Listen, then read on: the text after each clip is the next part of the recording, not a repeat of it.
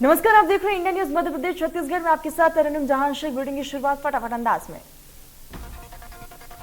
OBC आरक्षण मामले पर हुई सुप्रीम कोर्ट में सुनवाई। कोर्ट ने कहा है कि एक सप्ताह के अंदर ओबीसी आरक्षण मामले का सर्वे करें। कोर्ट ने 7 दिन में आरक्षण के आधार पर अधिसूचना जारी करने के निर्देश दिए।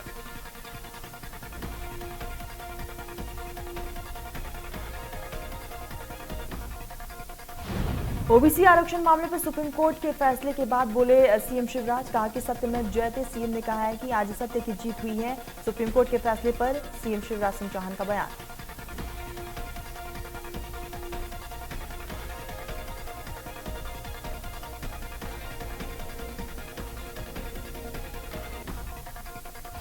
इस दौरान सीएम शिवराज ने कांग्रेस पर जमकर निशाना साधा। कहा कि कांग्रेस आरक्षण मामले को लेकर कोर्ट में गई और कांग्रेस नहीं चाहती थी कि ओबीसी आरक्षण मिले।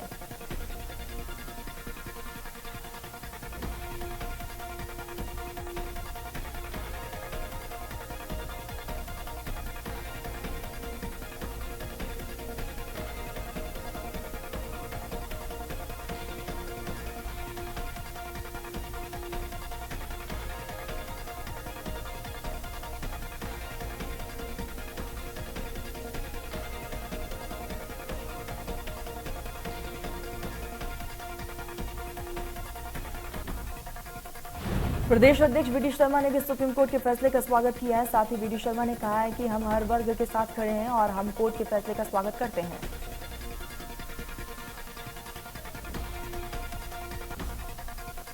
सुप्रीम कोर्ट के फैसले के बाद गृह मंत्री नरोत्तम मिश्रा का बयान सामने आया। कहा कि हम पहले दिन से ही कह रहे थे कि आरक्षण के साथ ही चुनाव लड़ेंगे।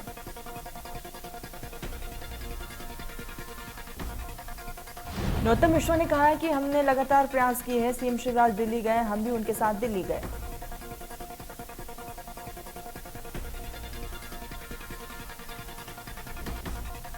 भोपाल में ओबीसी वर्ग को आरक्षण मिलने की खुशी में मंत्री नरोत्तम मिश्रा, भूपेंद्र सिंह ने सीएम निवास पर जाकर सीएम शिवराज सिंह चौहान को बधाई दी। साथ ही मिठाई खिलाकर खुशी भी जाहिर की।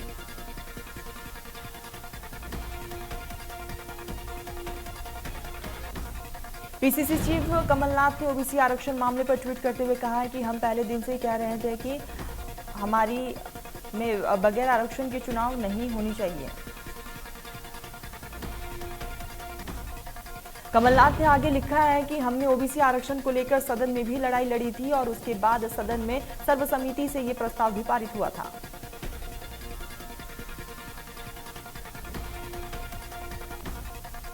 कमलनाथ ने सीएम शिवराज सरकार पर निशाना साधते हुए लिखा कि ओबीसी वर्ग से उनका जो हक छीना गया है उनके दोषी शिवराज सिंह चौहान की सरकार है।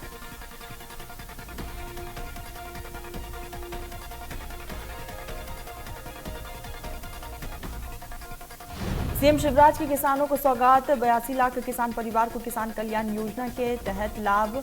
एसएफएल ग्राउंड में कार्यक्रम का आयोजन।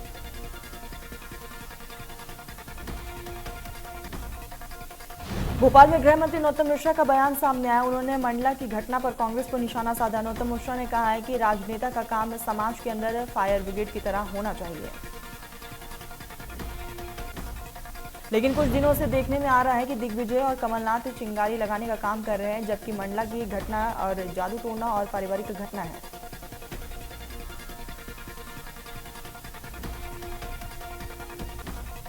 छत्तीसगढ़ के सीएम भूपेश की भेंट मुलाकात अभियान के दूसरे चरण शुरू हो चुके हैं। सीएम आज बस्तर संभाग के दौरे पर हैं और सीएम दूसरे चरण की शुरुआत कोटा विधानसभा से कर रहे हैं।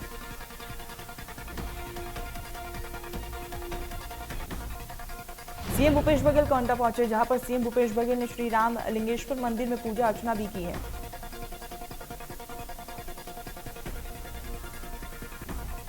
मुख्यमंत्री भूपेश बघेल भेंट मुलाकात के दूसरे चरण में कोंटा विधानसभा क्षेत्र में पहुंचे। यहां के नागरिकों ने पारंपरिक ढंग से सीएम भूपेश का स्वागत किया।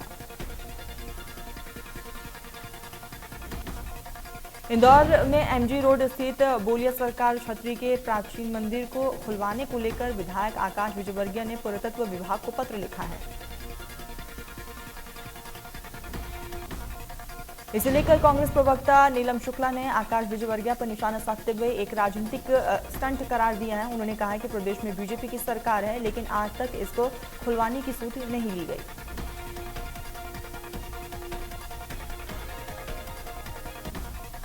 भोपाल में केंद्रीय मंत्री प्रहलाद पटेल गृह मंत्री नरोत्तम मिश्रा के निवास पर पहुंचे और उनसे मुलाकात की है। इस मौके पर केंद्रीय मंत्री प्रहलाद पटेल ने कहा है कि उनके क्षेत्र की और कार्यकर्ताओं की कुछ समस्याएं थी, जिसको लेकर वो मुलाकात करने पहुंचे थे।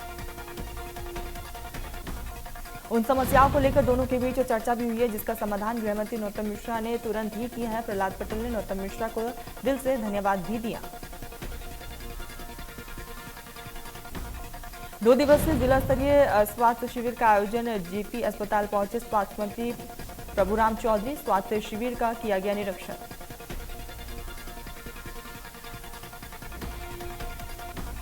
26-27 मई को बीजेपी प्रदेश कार्य समिति की बैठक का आयोजन है। राष्ट्रीय संगठन मंत्री शिव प्रकाश रहेंगे इस दरमियान मौजूद। प्रदेश प्रभारी डी पुरंदेश्वरी होंगी शामिल।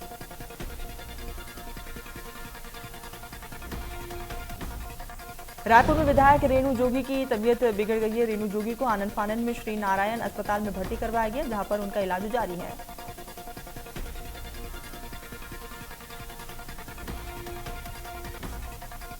अंबिकापुर सरगुजा पुलिस ग्रामीण क्षेत्र के लिए एक हेल्पलाइन नंबर जारी करेगी, जिसमें एसपी ऑफिस और थाने तक नहीं पहुंचने वाले शिकायत कर सकेंगे। ग्रामीण क्षेत्र के लिए हेल्पलाइन नंबर भी जारी होंगे। सरगुजा जिले में कई ऐसे क्षेत्र हैं जहां के ग्रामीण पुलिस के पास नहीं पहुंच पाते हैं, फिर पुलिस के डर से आने जाने से यहां पर हिचकिचाते हैं। शिकायत के 1 हफ्ते के अंदर ही होगा समाधान।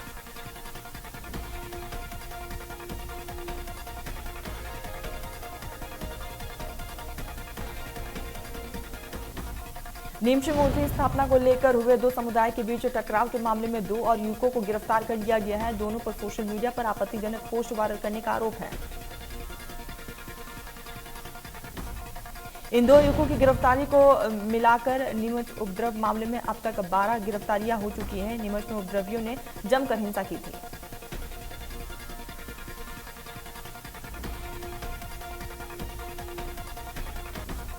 धमतरी कोरोना में कमी आने के बाद अब डोमेस्टिक और इंटरनेशनल यात्राएं भी शुरू हो चुकी है। लोगों में विदेश यात्रा करने का शौक भी बढ़ता दिखाई दे रहा है।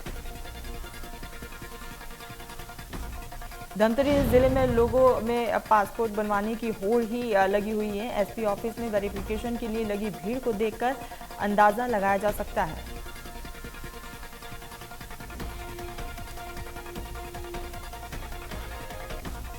कांकेर में माइंस की लड़ाई के चलते मानू प्रतापपुर में परिवहन संघ ने किया चक्का जाम। आने जाने वाले लोगों को परेशानियों का सामना।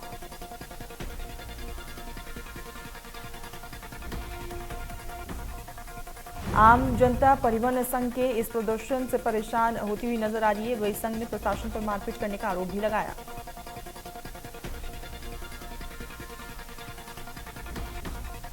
विदिशा में नगदौरी कार्यक्रम के तहत रंगी स्थित बेतवा नदी पर नवनिर्मित पुल का वर्चुअल लोकार्पण किया गया। इस मौके पर 21,000 करोड़ रुपए के विकास कार्यों का हित लाभ का वितरण भी किया गया।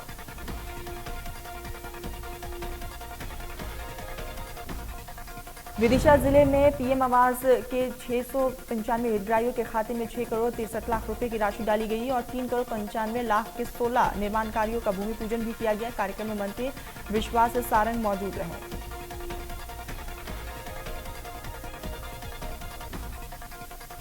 भोपाल में सीएम शिवराज सिंह चौहान ने कुशाभाऊ ठाकरे अंतर्राष्ट्रीय कन्वेंशन सेंटर में मिशन नर्मोदय योजना का शुभारंभ किया। इस कार्यक्रम में बालाघाट जिले के नगरीय निकायों के 150 करोड़ के कार्यों का लोकार्पण और भूमि पूजन शामिल है। बालाघाट में नगर पालिका में कार्यक्रम का आयोजन किया गया। कार्यक्रम में मध्य प्रदेश पिछड़ा वर्ग कल्याण आयोग के अध्यक्ष और विधायक गौरीशंकर बिसेन ने 150 करोड़ रुपए के विकास कार्यों का लोकार्पण, भूमि पूजन और शुभारंभ किया।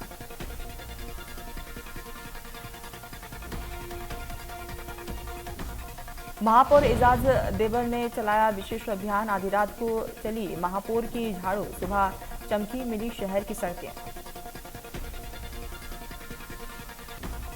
राजधानी को स्वच्छता में अव्वल लाने का प्रयास लगातार जारी है। सड़कों पर हर दिन होगी सफाई। गोला बाजार और शास्त्री बाजार सदर की सड़कों पर सफाई अभियान शुरू। दुर्ग जिले के निवई थाना के तहत शीतला मंदिर के पास गैराज में अचानक से आग लगी, जिससे गैराज में रखी 3 कार आग की चपेट में आ गई।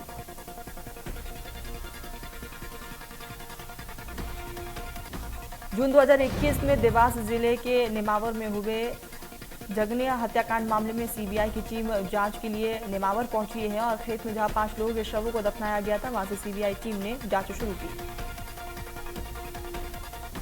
साथ ही पीड़ित परिवार के घर और रास्ते समेत अन्य जगह पर जाकर सीबीआई की टीम ने जांच की है और साक्ष्य जुटाए।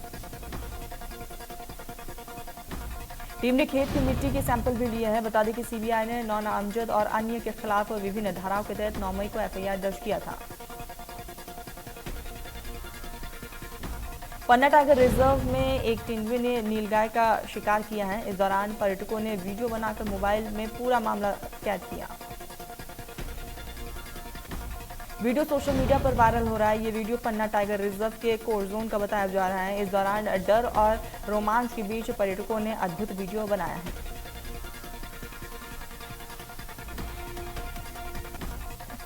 सिडनी में जंगल से गांव की तरफ पहुंचे 2 बाघ शवकों को ग्रामीणों ने घेर लिया है और बाघों को पत्थर मारकर नुकसान पहुंचाने की कोशिश की गई है। जंगल से गांव पहुंचे 2 बाघ शावक। इस दौरान वन विभाग की टीम ने मौके पर पहुंच के बाघों का रेस्क्यू किया है। बाघ शावकों को घेरने पहुंचे ग्रामीणों को समझाने के लिए वन विभाग की टीम भी मौके पर पहुंची।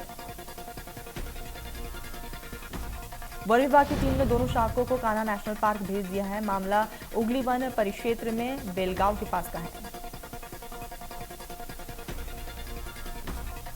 बैतूल में जल संकट को लेकर आक्रोशित महिलाओं ने सांसद दुर्गादास उइके का वाहन रोका है। जानकारी के मुताबिक भीमपुर ब्लॉक के आदर्श धनोवर गांव से सांसद का वाहन गुजर रहा था। तभी महिलाओं ने वाहन को रोक दिया। महिलाओं का आक्रोश देख सांसद दुर्गादास ने वाहन से नीचे नहीं उतरे, लेकिन बाद में गुस्साई महिलाएं ने यहां पर सांसद दुर्गादास उइके का वाहन रोका। सांसद ने महिलाओं को जल संकट से निजात दिलाने का आश्वासन दिया है। जानकारी के मुताबिक आदर्श धनोरा गांव में बोरवेल और तालाब सूख हो चुके हैं और ग्रामीण बूंद बूंद पानी को यहां पर तरसे, जिससे ग्रामीणों में खासा रोष देखने को मिला।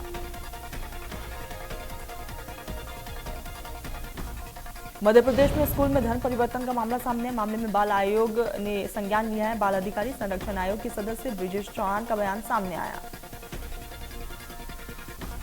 पुलिस से कुछ बिंदुओं में मांग जांच की रिपोर्ट और जांच रिपोर्ट के बाद होगी अगली कार्रवाई। बेरागढ़ क्राइस्ट मेमोरियल स्कूल से जुड़ा है धर्म परिवर्तन का पूरा मामला। भोपाल में बाइक और एम्बुलेंस की टक्कर हो गई है। मंत्री विश्वास सारंग ने फिर दिखाई दरिया दिली। मंत्री सारंग ने तत्काल उपलब्ध कराई एम्बुलेंस। एम्बुलेंस के जरिए घायलों को अस्पताल में पहुंचाया गया है। आपको बता दें कि हुजूर से विधायक रामेश्वर शर्मा भी इस दरमियान मौजूद रहे। हादसे में 19 दिन का बच्चा भी घायल है। क्वार्दा जिले में मनरेगा कर्मचारी अपनी जायज मांगों को लेकर धरना दे रहे हैं। एक और विपक्ष सरकार को जगाने का प्रयास कर रही है, तो वही दूसरी तरफ कर्मचारी भीषण गर्मी तेज धूप में भी बच्चों के साथ धरने पर बैठे हैं। 2 महीने बीत जाने के बावजूद अब तक राज्य सरकार ने उनकी मांगों को पूरा नहीं किया है, जिसकी वजह से आक्रोश जो है वो साफ तौर पर देखने को मिल रहा है। छत्तीसगढ़ कांग्रेस सरकार ने चुनाव से पहले संविदा कर्मियों को नियमित करने की बात कही थी, जिसे लेकर आज जनता जोगी कांग्रेस ने सिंगल चौक क्वार्धा में सद्बुद्धि यज्ञ कर सरकार को वादा याद दिलाने की कोशिश की है। भोपाल में जारी है पानी की किल्लत। आज भी कई इलाकों में नहीं मिल रही है पानी। लगातार 7वें दिन भी शहर में बनी पानी की किल्लत। निगम के दावों की यहां पर पोल खुली है। कुछ इलाकों में दूषित पानी मिल रहे हैं, जिसकी वजह से जनता परेशान है। सीएम शिवराज ने अफसरों को लगाई थी फटकार।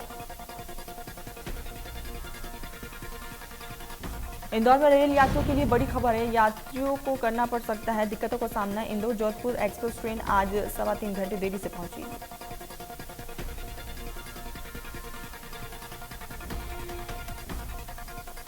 इंदौर के मऊ में एक नशेड़ी युवक की ऑटो चालक और उसके साथियों ने मिलकर हत्या कर दी है। इसके आधार पर पुलिस ने हत्या का मामला दर्ज कर लिया है। वीडियो फुटेज के आधार पर 4 आरोपियों को गिरफ्तार किया गया। 2 आरोपी अभी भी पुलिस की गिरफ्त से बाहर है, जिनकी तलाश लगातार पुलिस कर रही है। पूरी घटना मऊ के कोतवाली थाना क्षेत्र के श्रीराम नगर की है।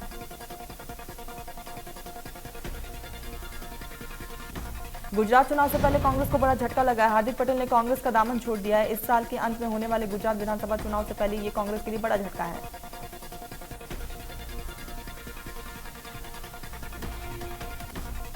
वाराणसी में ज्ञानवापी परिसर के सर्वे मामले में आज नहीं होगी सुनवाई। किलो की हड़ताल के चलते आज ज्ञानवापी मामले में सुनवाई टली। आज मस्जिद में बाकी हिस्सों के सर्वे और कथित शिवलिंग के चारों तरफ से दीवार हटाने की मांग वाली याचिका पर होनी थी सुनवाई।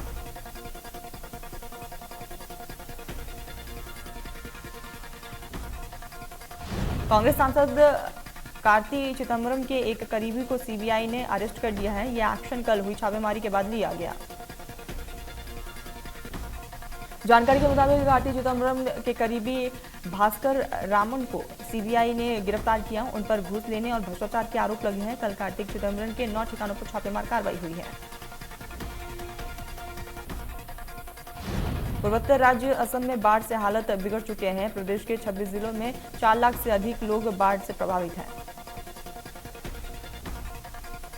कछार जिले में हालात इतनी बिगड़ चुकी है कि यहाँ पर भारतीय सेना को बुलाया गया है। केंद्रीय गृह मंत्री अमित शाह ने असम के सीएम हेमंत बिस्वा शर्मा से भी बातचीत की। बुलडोजर एक्शन पर रिपोर्ट दे एसडीएम केजरीवाल। सरकार ने तीनों एसडीएम से मांगा है जवाब। दिल्ली सरकार ने एसडीएम से बुलडोजर एक्शन पर रिपोर्ट तलब की। दिल्ली सरकार ने कहा कि तीनों एमसीडी 1 अप्रैल से अब तक का डाटा दें। आज दिल्ली के सुल्तानपुरी में अतिक्रमण हटाओ अभियान चलाया जाएगा।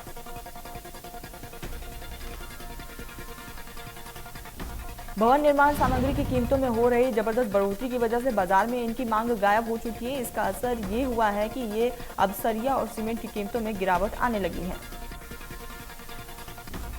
पिछले 20 दिन पहले 78,000 रुपये प्रति टन में बिक रहा है सरिया और अब 71,000 रुपये प्रति टन पहुंच चुका है। वही 340 रुपये प्रति बोरी तक बिक रही है सीमेंट। 290 से 300 रुपये प्रति बोरी हो चुकी है। संभावना जताई जा रही है कि सरिया 78,000 रुपये प्रति टन के स्तर पर आ सकता है। वही सीमेंट के दाम में भी 5 से 10 रुपये और सस्ते हो सकते हैं।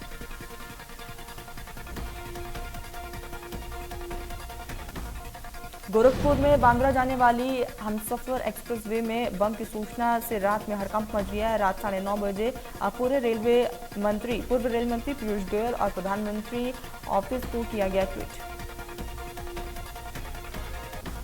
ट्वीट कर ट्रेन में बम होने की सूचना दी गई है। इसके बाद गोरखपुर रेलवे स्टेशन पर पुलिस, आरपीएफ और जीआरपीएफ अलर्ट हो गई। राजधानी रायपुर का मौसम एक बार फिर से बदल चुका है। लगातार बढ़ती गर्मी से तापमान में इजाफा हो रहा है। राजधानी का तापमान 45 डिग्री के पार पहुंच चुका है। तो वही देर शाम ठंडी हवाओं के चलते तापमान में गिरावट देखने को मिल रही है। ऐसे में मौसम में बदलाव के चलते मौसमी बीमारियां भी बढ़ चुकी है। जिला अस्पताल में बड़ी संख्या में मरीज भी पहुंच रहे हैं। वाराणसी में प्रचंड गर्मी, तलख धूप, लू और उमस से जनता का हाल बेहाल है। वाराणसी का अधिकतर तापमान 44 डिग्री सेल्सियस है। वही आज सुबह 5:30 बजे तापमान 30 डिग्री सेल्सियस से भी ऊपर चला गया है, जबकि रात में तापमान 35 डिग्री तक दर्ज किया गया। अयोध्या में भी भीषण गर्मी से जनता परेशान है। 15 दिन के बाद एक बार फिर से राम की नगरी का तापमान 42 डिग्री के पार पहुंचा।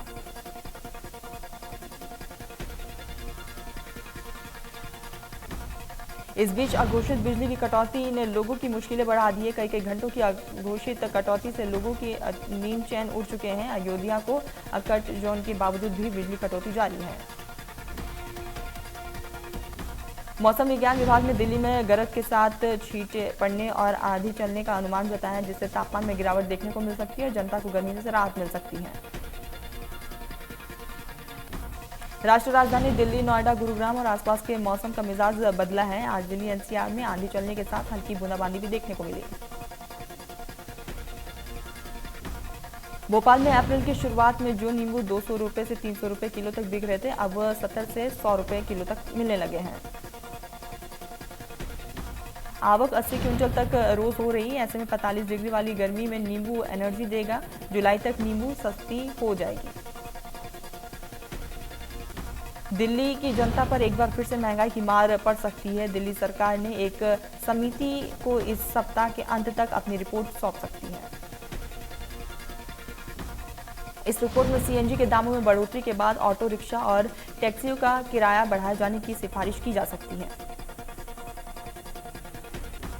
आज IPL 15 के 66वें मुकाबले लखनऊ सुपर जॉयंट्स और कोलकाता नाइट राइडर्स के बीच खेला जाएगा। ये match divine Patil stadium Mumbai में होगा। 13 मुकाबलों में 8 मैच जीतकर लखनऊ टॉप 4 में जगह बना चुकी है। उसका नेट रन रेट 0.262 है। कोलकाता की बात की जाए तो खेले गए 13 मुकाबलों में 6 मैच जीत चुकी है। देश में कोरोना के मामलों में एक बार फिर से कमी देखने को मिली है। 24 घंटे में कोरोना संक्रमण के 1829 केस सामने आए। इस दौरान महामारी से 33 लोगों की मौत की खबर भी है। पिछले 24 घंटे में 2549 लोग कोरोना से उबरे हैं।